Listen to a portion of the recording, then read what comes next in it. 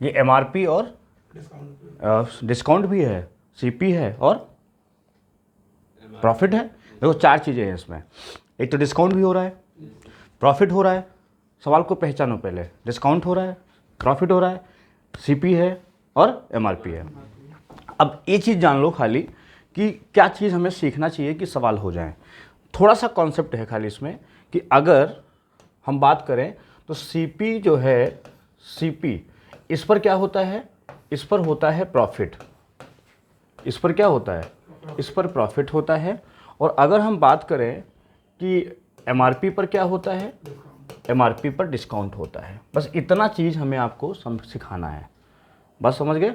इस पर जो है, इस पर डिस्काउंट होता है। अब अगर मान लो हमसे कहता है इसका डायग्राम बनाओ पूरा, तो हम ऐसे बनाएंगे, एमआरपी लिख देंगे, इसी पर होता है तो ब्रैकेट लगा देंगे, 100 माइनस डिस्काउंट कर देंगे, बराबर, दोनों बराबर। क्यों? क्योंकि हमने इसको एसपी बना दिया। क्या बना दिया?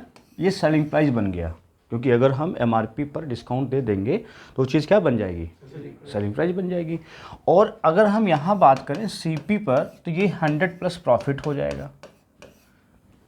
ये क्या बन गया, ये भी एसपी हो गया। और दोनों एसपी आपस में क्या हो गए, दोनों एसपी आपस में क्या हो गए, दोनों एसपी आपस में हो गए इक्वल, इसलिए ये फार्मूला आपका बन जाता है। दूसरा, ये अगर परसेंटेज में है तो हम यहाँ पर 100 रखते हैं, मान लो यहाँ पर ये परसेंटेज में है तो हम 100 रखते हैं। लेकिन अगर हम इसको रेशियो में कहीं गलती से भी बदल दिए, जैसे होता नहीं, 12.5% का मान हमको याद है 1/8 होता है, 16 सही तो बटा 3 का मान याद है 1/6 होता है। मन कहेगा अंदर से यार इतना मेहनत की हो, याद की हो, लो रख दें फटाफट। पेपर में ये तो होता है कि जैसे मान लो 12.5% फार्मूला याद आया और तुरंत ही वहाँ पर फार्मूला भी, उसका डाटा भी याद आ गया, 12.5% 1/8 होता है, वो रखे बैठे हैं और 100 को भी रख देते हैं और रेशियो में भी बदल देते हैं, मतलब दोनों लगा देते हैं। यहाँ 1 हो जाएगा। अगर हम इसको 12.5% को 1/8 कहेंगे तो यहाँ 1 माइनस 1/8 मतलब 7/8 हो जाएगा। अब देखो ध्यान से, ये सवाल है तो इसमें क्या करेंगे, देखो ध्यान से। कहता है 12.5% क्या है, छूट है।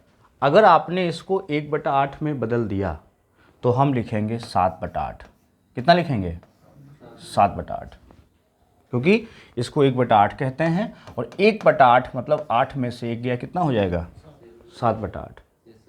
और इसे हम कहते हैं, दूसरा कहाँ गया भाई, 20% लाभ है। ये है 20% क्या होता है, 1/5। लाभ का सिंबल क्या होता है, पॉजिटिव, मतलब 1/5, 5 में 1 जुड़ेगा, हो जाएगा 6/5। अगर इसका हम रेशियो बनाते हैं दोनों का, तो 7×5 = 35 और 8×6 कितना बनेगा, 48। अब 35 छोटा हुआ और 48 बड़ा हुआ। सीपी जो होता है वो लड़का होता है एमआरपी का, ऐसे समझ लो। बड़ा सदैव कौन होगा, पापा ही होंगे ना, तो वैसे ही सीपी से बड़ा होता है एमआरपी। बस समझ गए। तो यहाँ पर ये एमआरपी हो गया और ये आपका सीपी हो गया, मतलब 35 और 48 क्रय मूल्य तथा अंकित मूल्य का रेशियो पूछा था। Find the ratio of CP of article to MRP, MRP से। बस समझ गए। तो सीपी कितना हुआ, 35 हुआ, एमआरपी कितना हुआ, 38 हुआ, 48।